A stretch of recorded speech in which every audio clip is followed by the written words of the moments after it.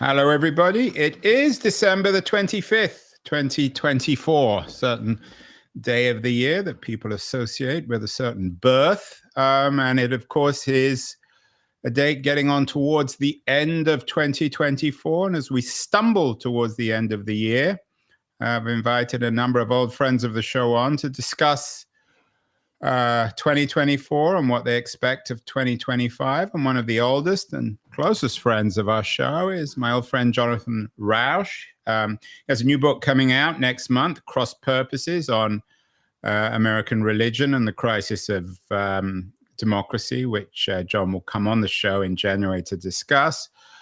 John, happy Christmas. You're not much of a believer, are you? I'm not a believer at all, but I still like Christmas, and I've got my Christmas sweater on.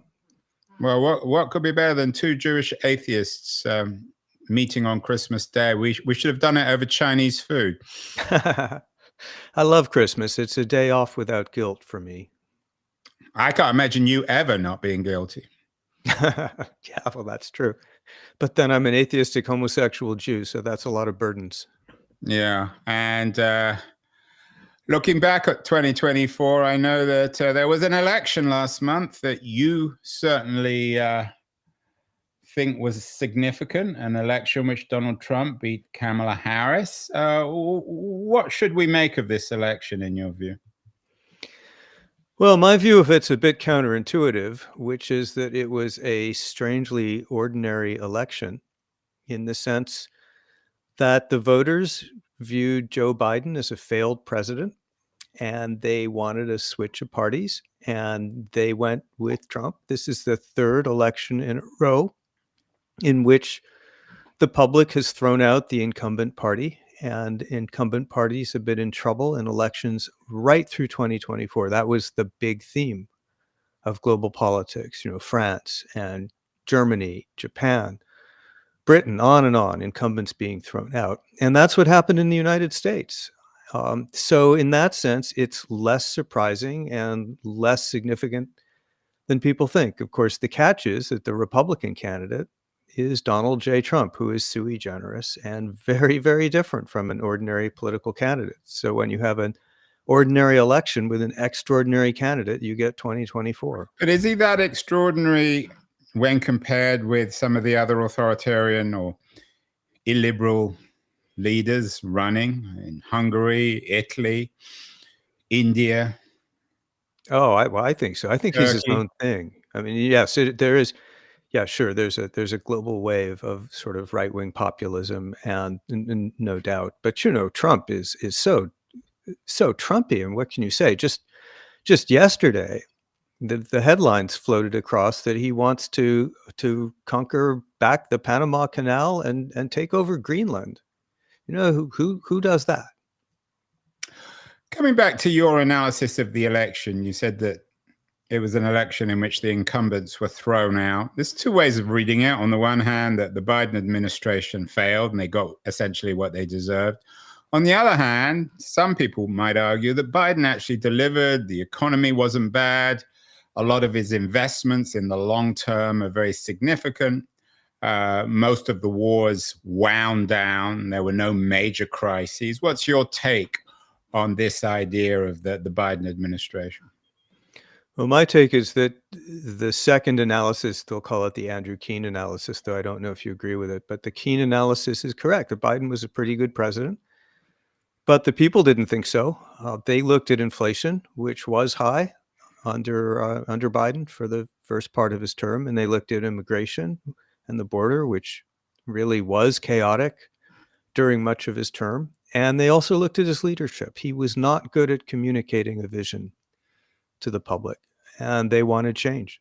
I think he accomplished a lot, actually. I think he was on policy a good president.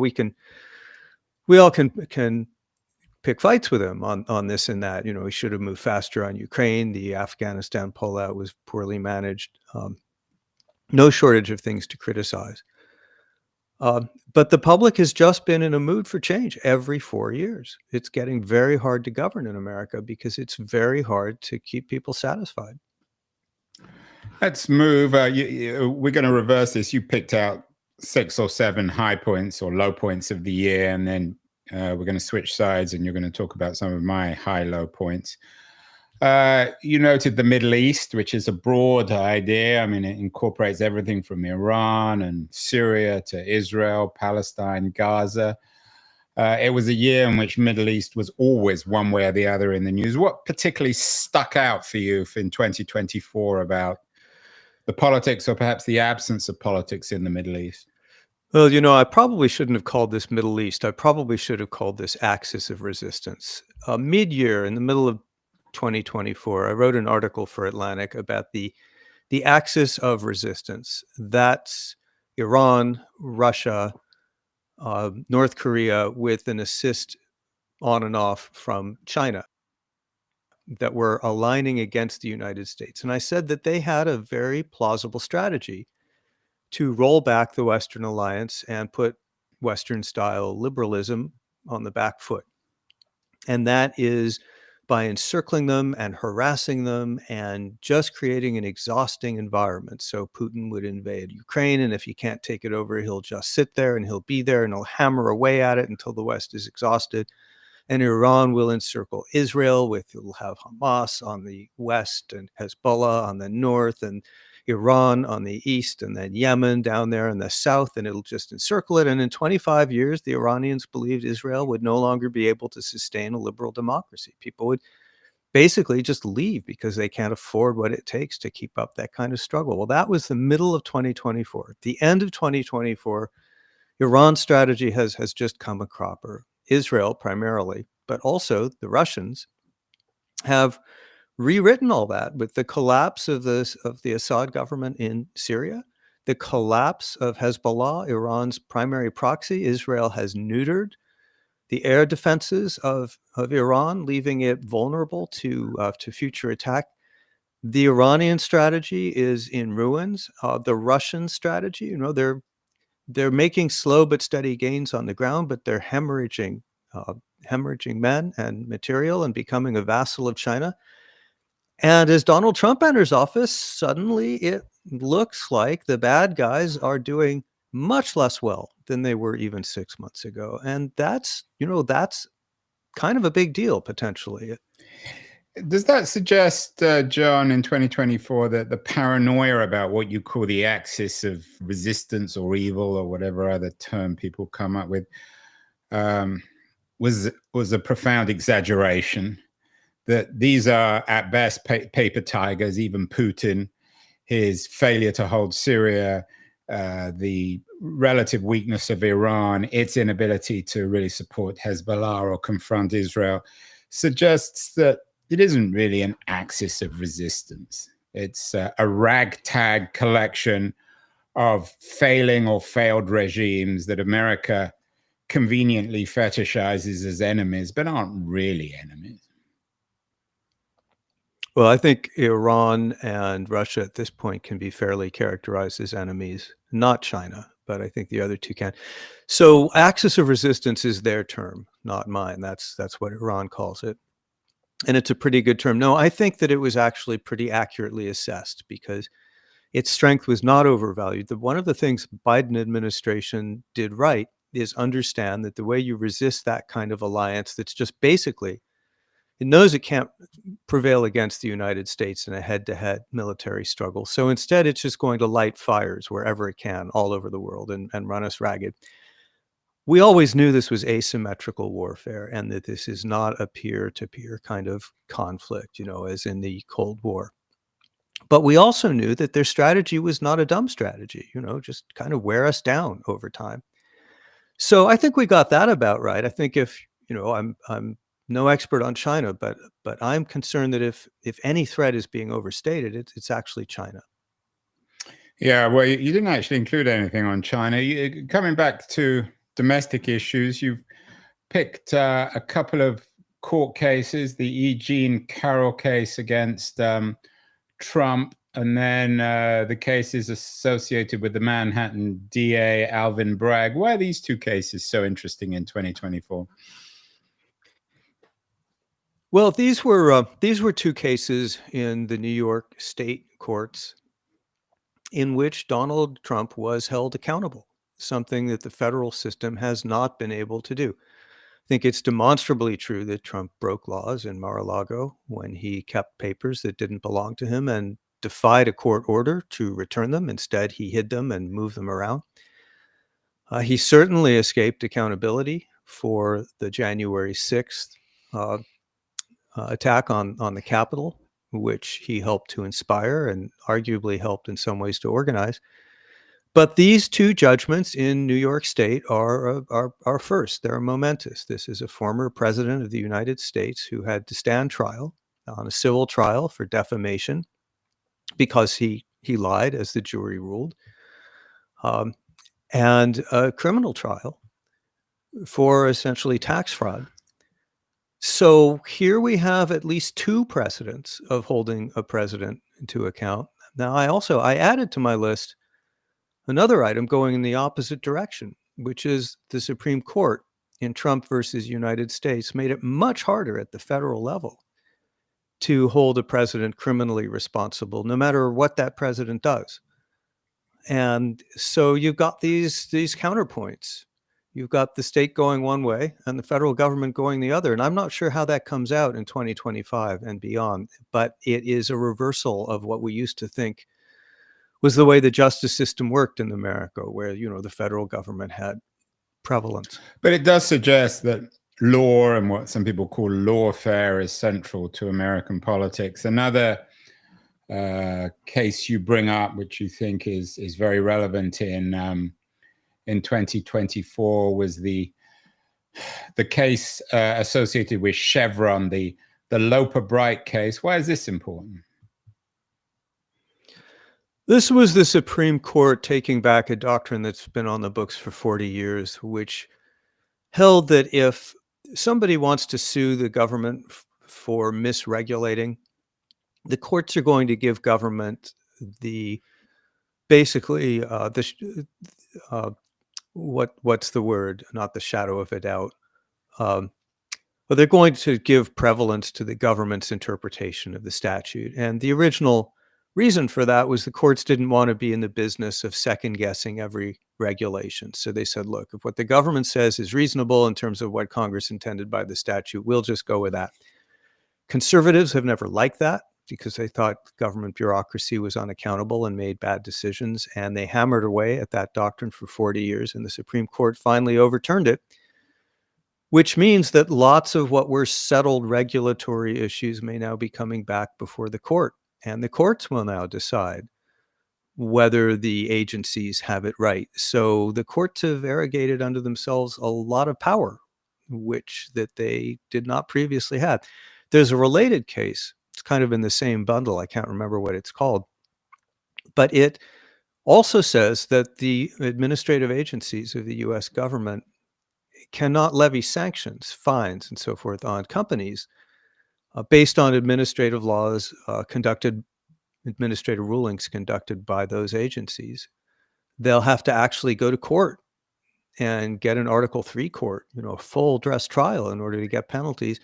And that also is going to weaken the administrative So dropping all state. this legal stuff, a lot of people, nobody likes Chevron. I'm sure even the people who work at Chevron don't like Chevron. Nobody's going to support big oil. I mean, some people might defend big tech or even big pharma.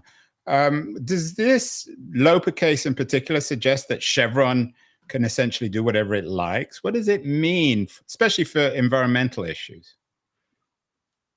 No, it means that the courts become a lot more central. And it means that now if the environmentalists want to get something done, or for that matter, if Chevron wants to get something done, if it doesn't like a regulation, they're going to have to persuade judges. And that means less power for the federal agencies. This is a big turning point in what has been a multi-decade struggle by conservatives against the so-called administrative state, what they sometimes call the deep state. That's the significance of this. How it all comes out, we don't know. This will also prevent the Trump administration's administrative agencies from doing things that they want to do. They'll have to go to court to get decisions. How extraordinary is this? I mean,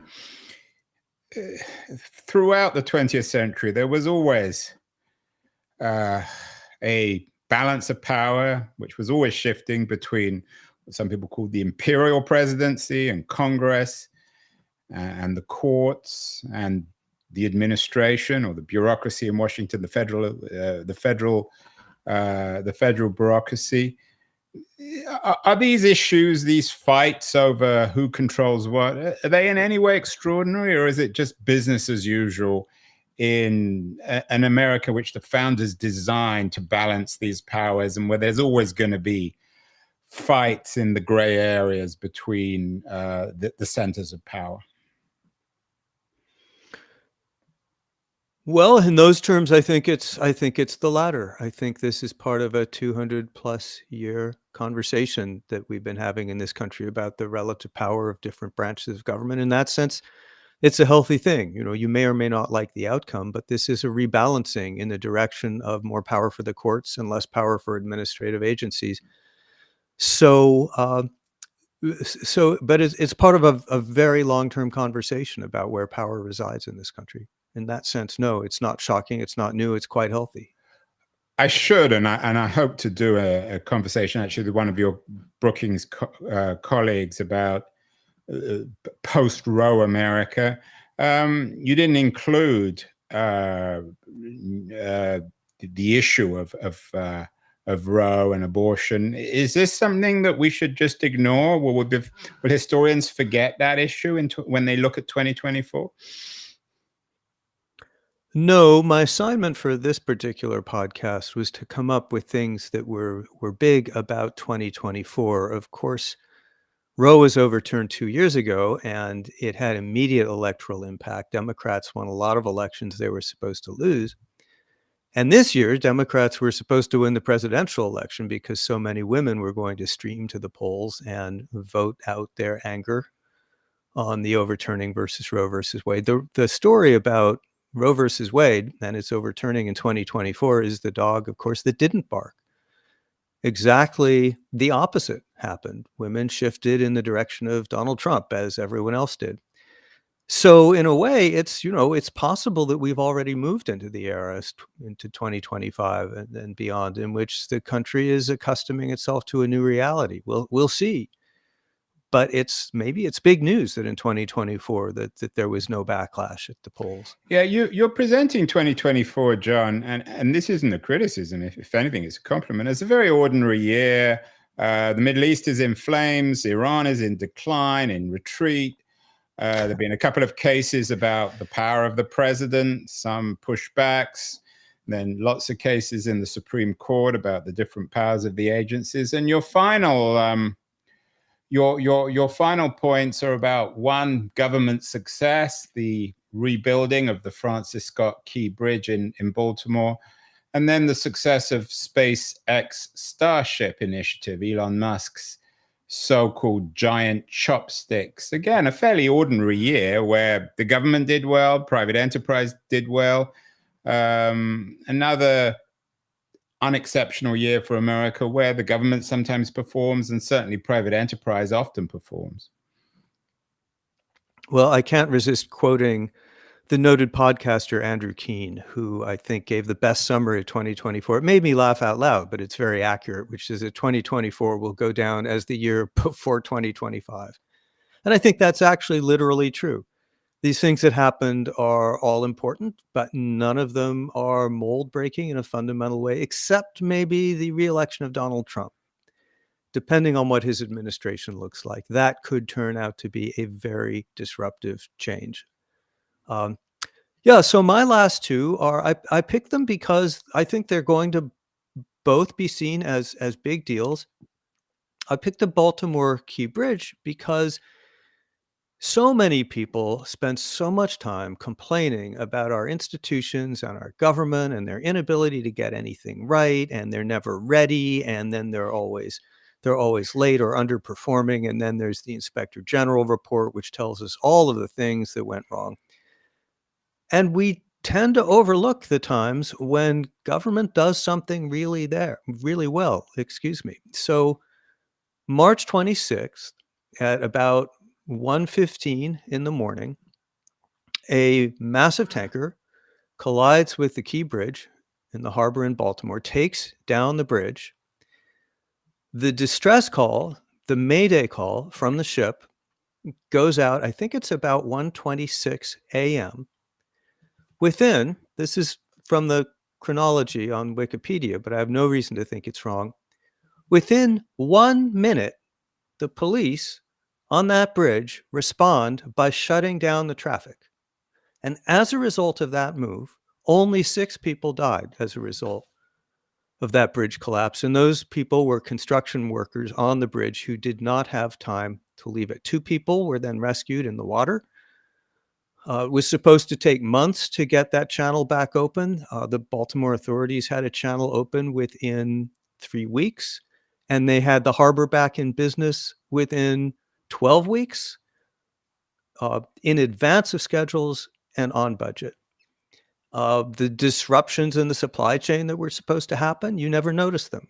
The system flowed around them. And so I just look at a case like this and say, shouldn't we pay a little more attention as the year ends to the exceptional service that we can and sometimes do get from the government?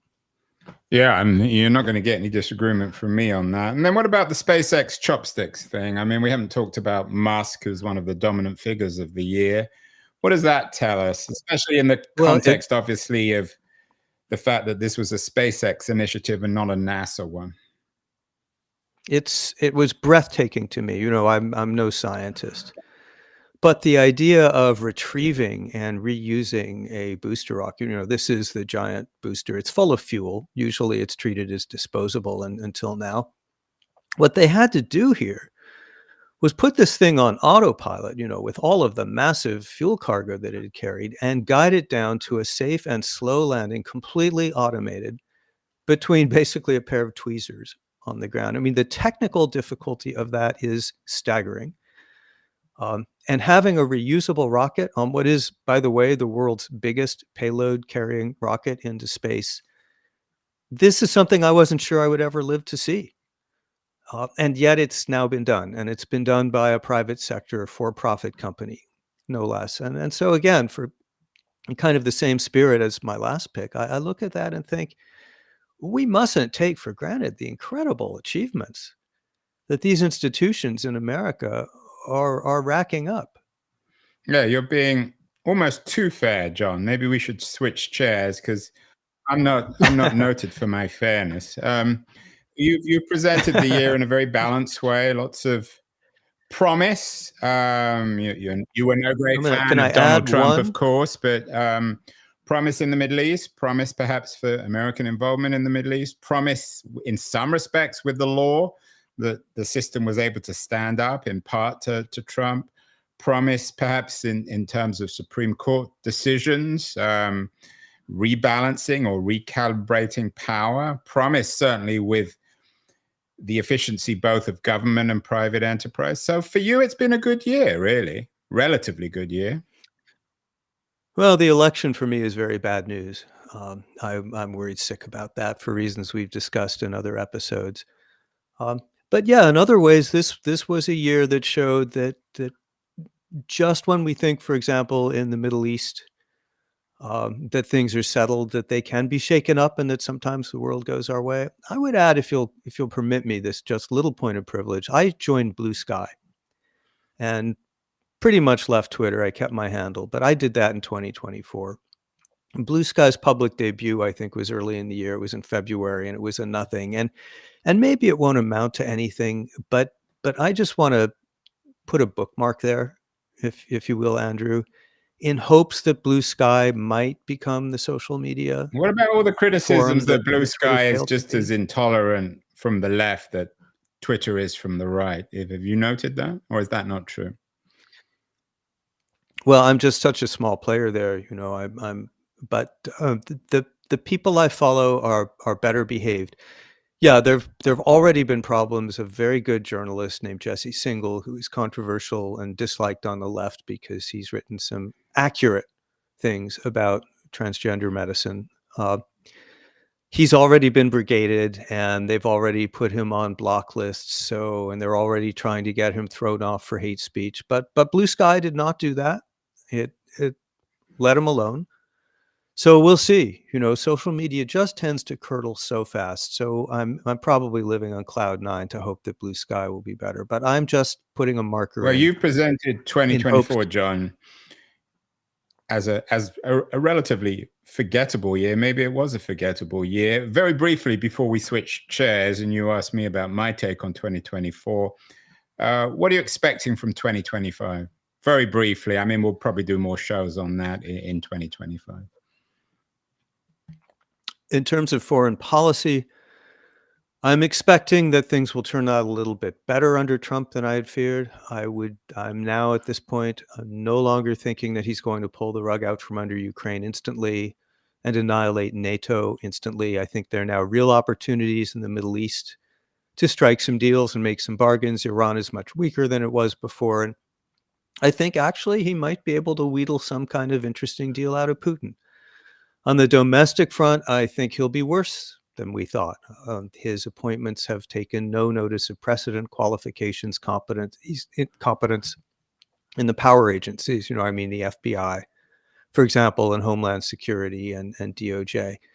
So at the domestic front, we may see a move in the direction of Hungary. So, but I don't know. He's so unpredictable, Andrew. Yeah, I think I'm not sure if you and I have talked about this Hungarian thing, but I think comparing America and Hungary is, to say the least, absurd. But perhaps we might switch seats. I know that I have a couple of thoughts on 2024. So do you want to? I'm going to join us up video-wise. So maybe, John, you can take me to task on 2024. Well, you've got 6 items on your list.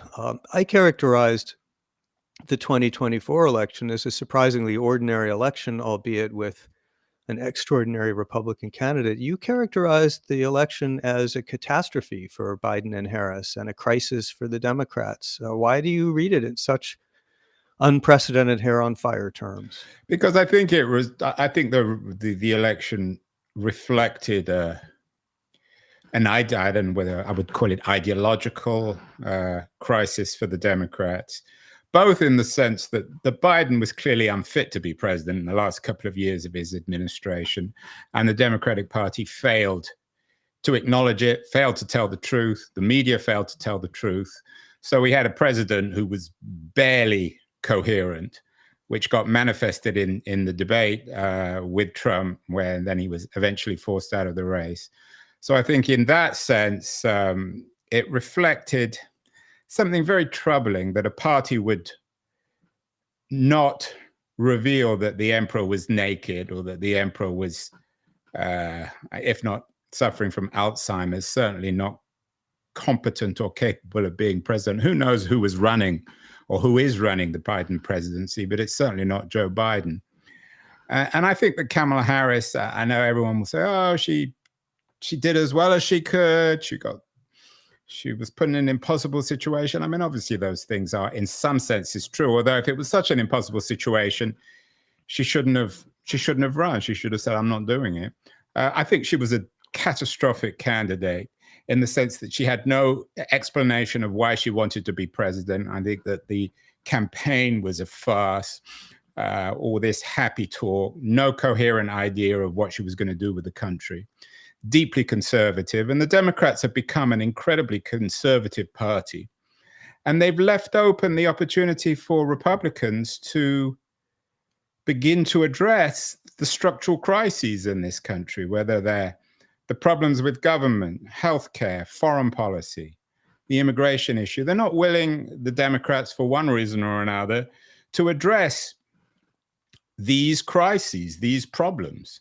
They behave, and Kamala Harris in particular, behave as if everything is rosy in the American garden, and that we should celebrate being American, and we should just continue to do what we've been doing. So for me, it's really depressing to have a party, supposedly a progressive party, supposedly a party on the left, that has fundamentally failed to address the challenges and opportunities for 21st century America. And they've left it to Trump to appoint people like RFK Jr. and Elon Musk to address these issues. It will force, I think, 2025 onwards, this next Trump administration will force the Democrats to address this, force new language, new candidates. I mean, the fact that you have this absurd gerontocracy of Biden and Pelosi also is deeply depressing. So for me, 2024 was more interesting. I'm not particularly interested in Trump. He's an annoying character. I don't think he has much historical significance. But I am very troubled with the direction of the Democratic Party. Fundamentally, they're incapable of taking risks. It's become a technocratic, a deeply conservative technocratic party, unwilling to take risks, unwilling to offer the electorate any real dramatic choices. So I have no idea of what will happen in 2025 onwards, but something has to happen. This party cannot continue to be so conservative and so unwilling to take risks. And they need candidates. Yeah, And well, I think people won't like hearing this, but I think I'm trying to write a book about America. I think the most successful candidates, progressive candidates, are American aristocrats. The two, or the families that have done the most to change America were the Roosevelts and the Kennedys. And you need aristocracies on the left to change anything. It's becoming increasingly clear that privilege is essential to have a progressive administration. And Democrats are not, I mean, it's publicly probably a rather unsavory thing to acknowledge, but I just think it's true. And the last great hope for reforming America was Bobby Kennedy. This was more than 50 years ago. And he was a great hope because he was willing to take risks. FDR was willing to take risks. But these were people from privileged backgrounds, and perhaps it requires privilege to take risks. So that's, I know it's a rather unsavory, elitist thing to say, but I can say it on my own show. No one's going to throw me out. Well, I have no problem with elitism, but I do wonder if times have changed too much. But from your point of view, but coming Andrew, back to that, I mean, I mean, and for me, the big villain of 2024 was Michelle Obama. I think it's unconscionable that she didn't run. I mean, if everyone says, oh, you know, my wife says to me, well, she doesn't like politics, blah, blah, all the rest of it. But she was willing to talk at the convention. She was willing to give the speeches she wanted to give.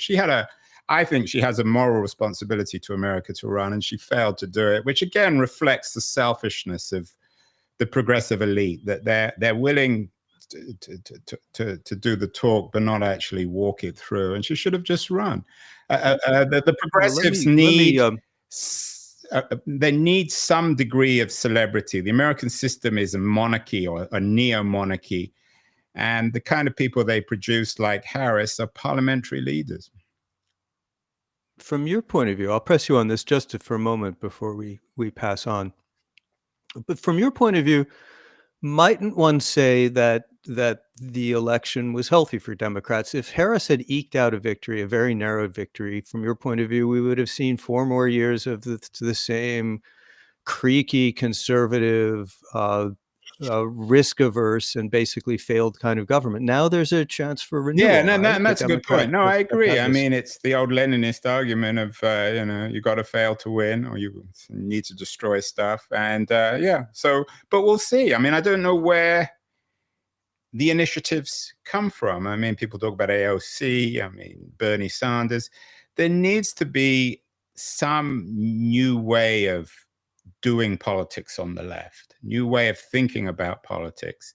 And they need to liberate themselves from the nostalgia of the New Deal. You can't go back to the New Deal. And that was the problem with Biden, is he basically had no ideas apart from going back to government investment in the private sector, in initiatives, in innovation, which isn't necessarily a bad thing. But apart from that, he was bankrupt of ideas.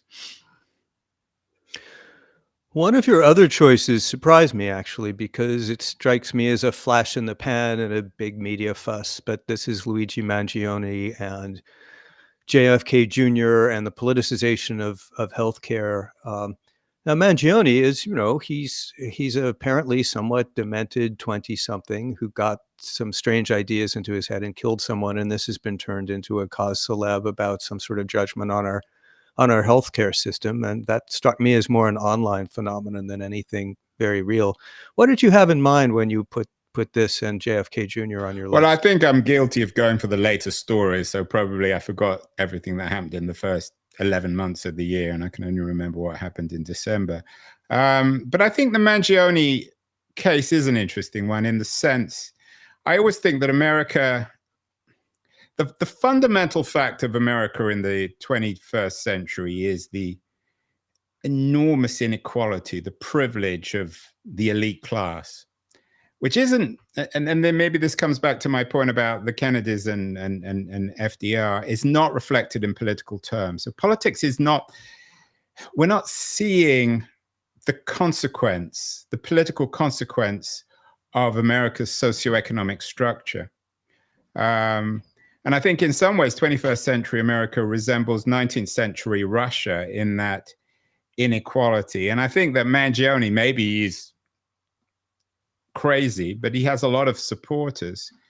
And I think his behavior resembles the kind of simplistic moralism of late 19th century Russian anarchism, where the privilege. Yeah, or maybe U.S. anarchism. We saw Yeah, the I mean, same but in phenomenon in the particular in U.S. Russia, which was McKinley was shot by 19th an century anarchist. Russia, which was a much more hierarchical, inegalitarian society, where morality was simplified by this elite who often weren't working to distinguish between good and evil, and enabled people like Mangione to go out and assassinate people who they thought was bad. Now, you're right. I mean, the guy clearly was a little loopy, but the fact that he's elicited so much support does suggest that that this fall back to violence, I think perhaps, and maybe it touches on another of the issues, that the universities these days and the younger generation have a very simplistic moral code. And the fact that he was able to justify his own violence, I hope is not the case, but might suggest something rather chilling for the future. Well, let's go to that. You also included Gaza and the intellectual and economic crisis of U.S. universities. Here's one of those areas where, I could pull an Andrew Keen and say, well, sure, but what's new about university students being moralistic and simplistic and not knowing what they're talking about, not even being able to find on a map the place that they're Yeah. protesting about? I mean, what prompts you to think that that's an important development in 2024? I think it's important. I mean, you're right in the sense that obviously the university campuses have always been places of great controversy and demonstrations, especially since the 1960s. But I think it also reveals, I think the two areas of America that are most ripe for reform are the healthcare system, which we talked about a little bit, and the JFK initiative or Junior, and the dysfunctionality of the university system. So the interesting thing about the university crisis and the Gaza crisis is it resulted in these administrations coming under more and more fire, the quitting of university presidents, and more people questioning the whole point of university and certainly the cost of university. I mean, you don't have any kids. I've just put 2 kids through college, spent enormous amounts of money. And in my mind, it's not entirely clear what I or my kids got in return. And I think that's true of the entire generation. So I think that the crisis over, Gaza, Israel, and all the demonstrations perhaps points to a deeper structural crisis within the university, particularly perhaps in the context of AI and the fact that this information class is coming under more and more pressure from digital networks and perhaps in the long run being made redundant. So I think it's the opening salvo in the longer term crisis of the university. I mean, there's always a crisis, and whenever anyone talks about universities, they're always in one kind of crisis or another. But I think these are more structural forms of crisis. I mean, do you not agree with that? Yeah. Well, I take your point actually now that I think I understand it better, which is that what's new and interesting isn't the fact of the protests and their simple-mindedness and ill-informed moralism, but the public reaction to that, which is people are no longer giving universities the same benefit of the doubt. Here's something I should have Yeah, put on yeah, and my I think list. that this also touches on Mangione, who again might be a disturbed young man, but he's a graduate of the University of Pennsylvania. He was the top student of his year at the top private school in Baltimore. He is supposedly the model of the American student, and look how quickly he fell from that into justifying the assassination of a corporate leader who he didn't approve of.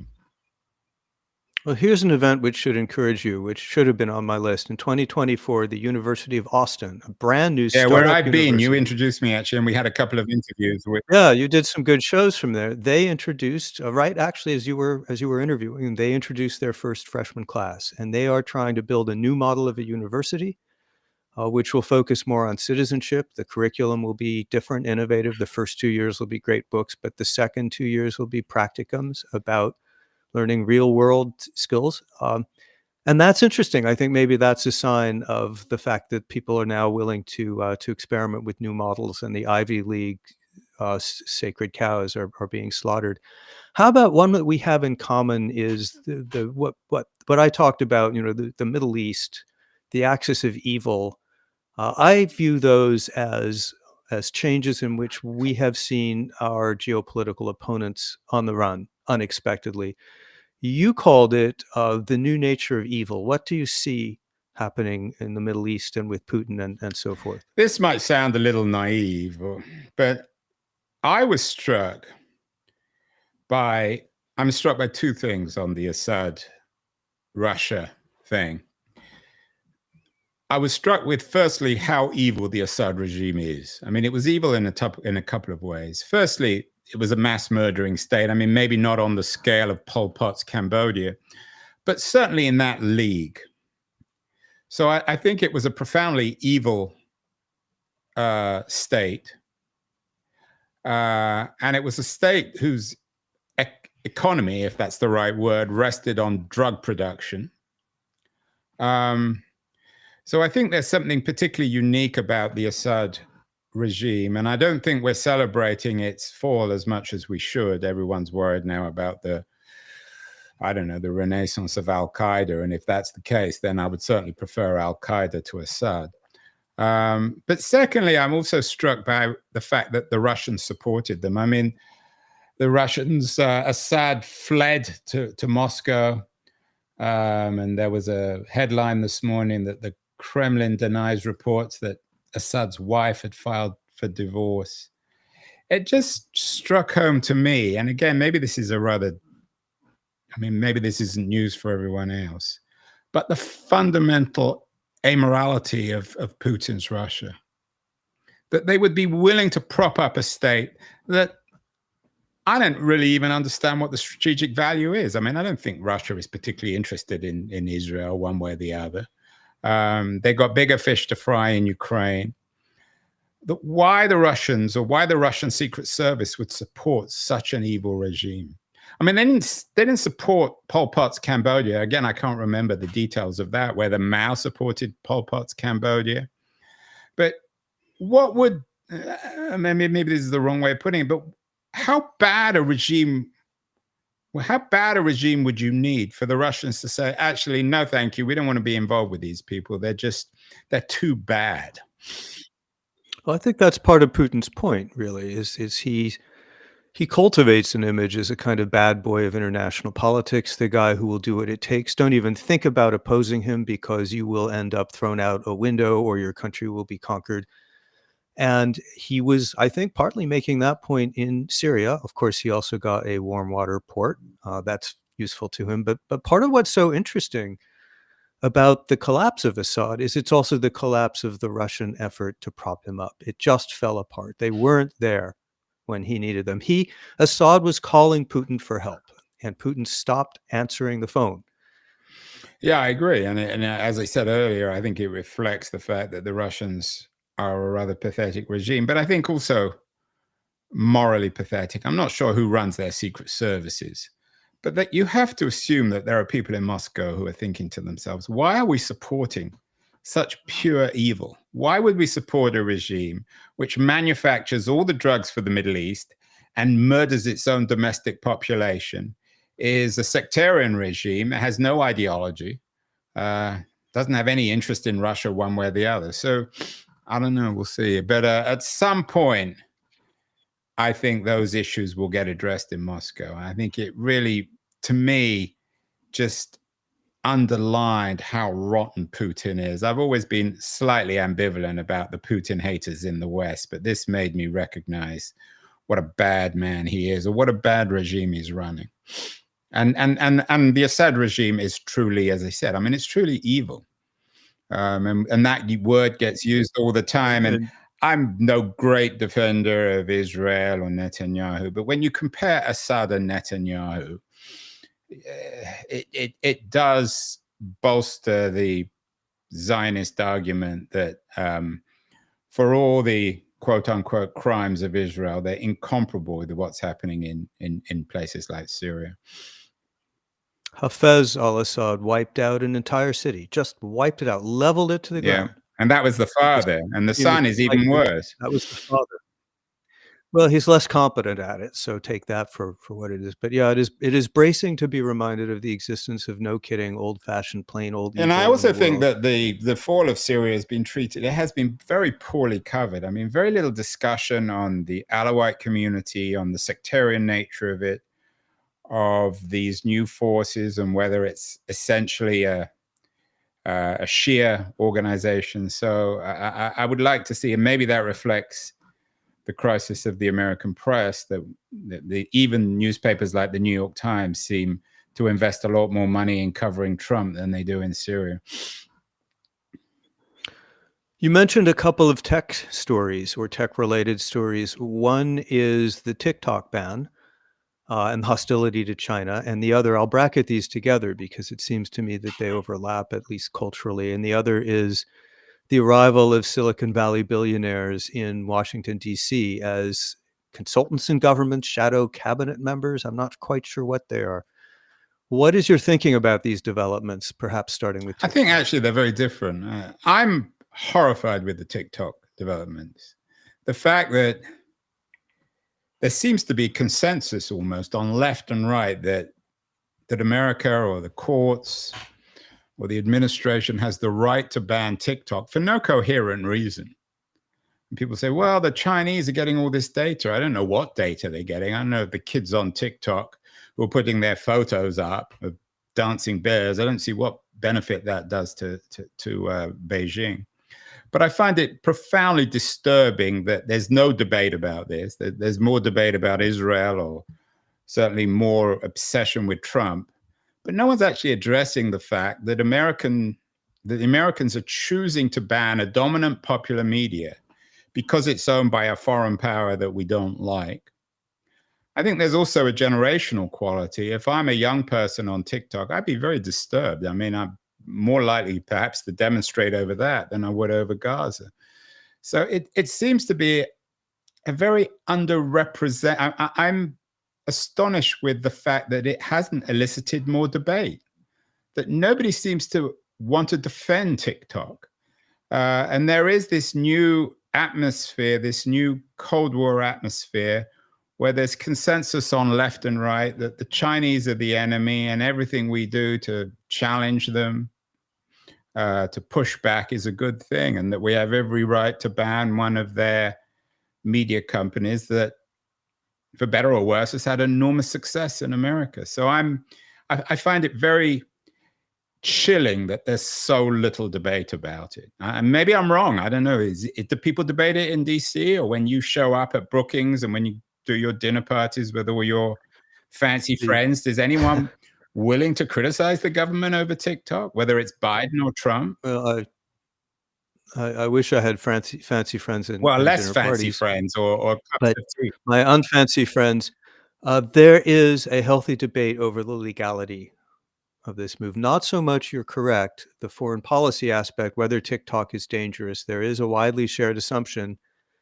that having 100 million Americans carrying around a device which is transmitting directly potentially they claim to the Chinese Communist government is not a good thing. So now the government has not established that that's in fact what's happening. They haven't even, as I understand it, established that that's likely or even possible to happen. But a lot of fire is being held until we hear how this plays out in the court. And I think the expectation is we'll know a lot Yeah, and more Trump is once we in hear the his Supreme classically Court verdict. Trumpian said it might be worth keeping TikTok in the US for a little while, which means he will take advantage of this situation to benefit himself. But Yeah.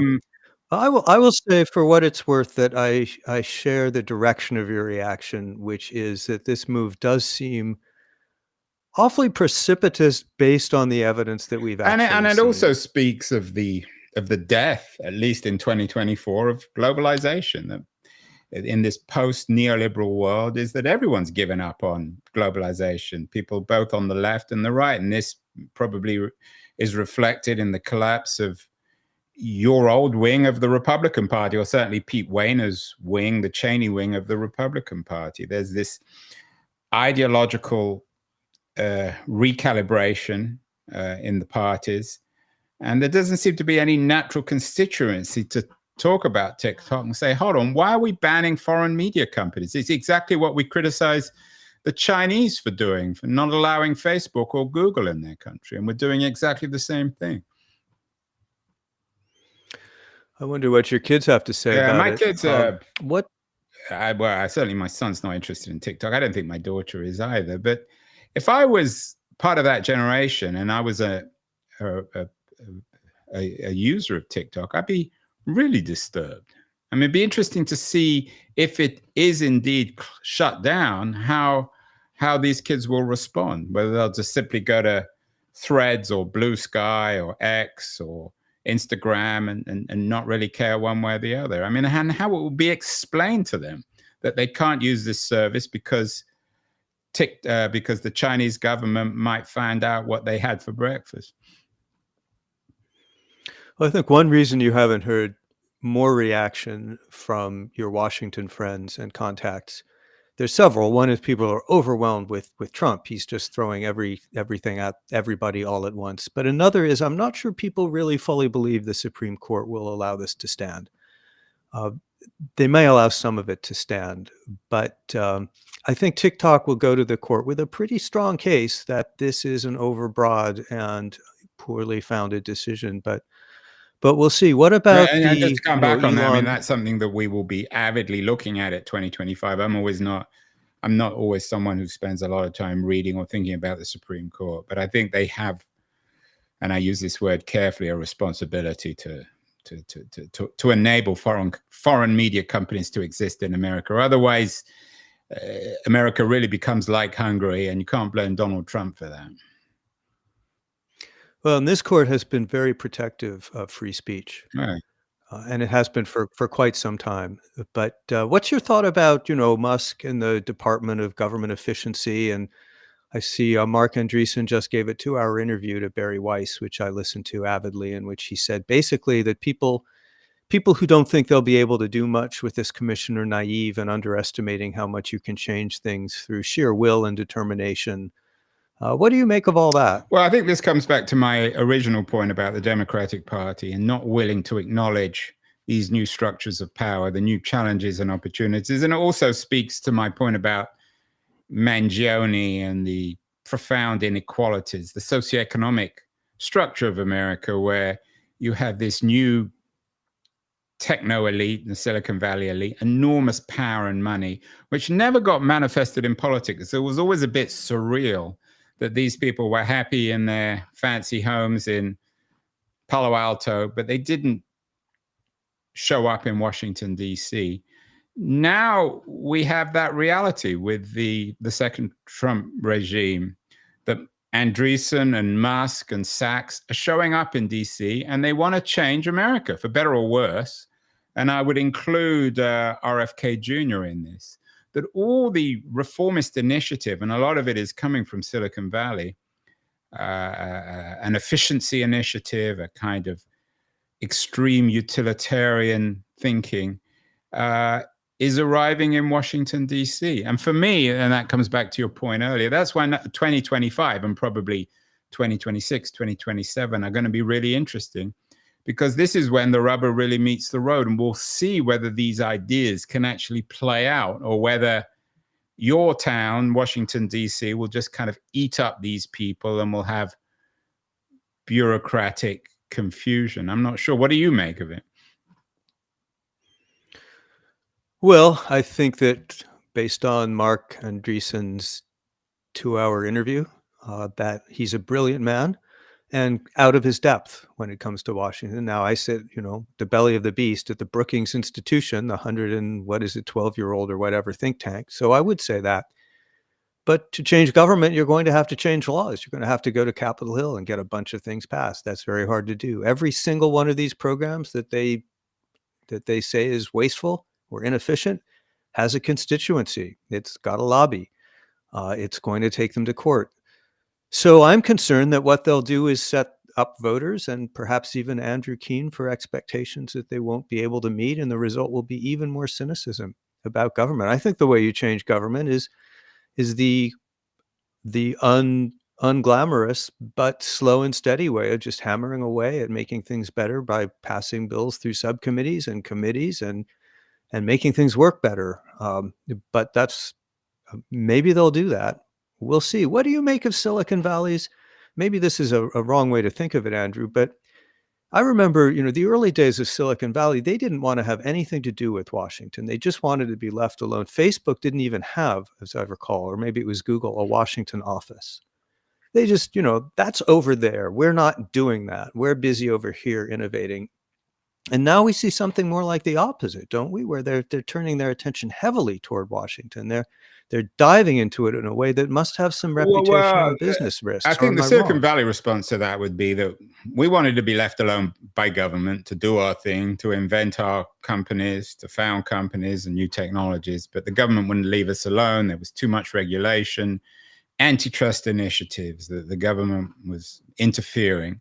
So we were forced into this situation. I think that would be the standard Andreessen-Musk response, the Sachs response. I would argue that, again, it's a recalibration of reality. You can't have all the economic power in a country. I mean, when you add up, I think, the wealth of whatever it is, the 6 or 7 top tech companies, it makes up whatever it is, 15 or 20, 25% of the Dow Jones, of the entire economy. What we're seeing is a recalibration of power. Economic power is meaningful. It's not something that can just exist in Palo Alto and the rest of America goes on as normal. So I think your point of just Andreessen doesn't understand government. He's a smart man, but he's out of his depth, and he should leave politics to Washington, D.C., where things like the Francis Scott Key Bridge Initiative will always continue to exist, and he should be in the business of making money.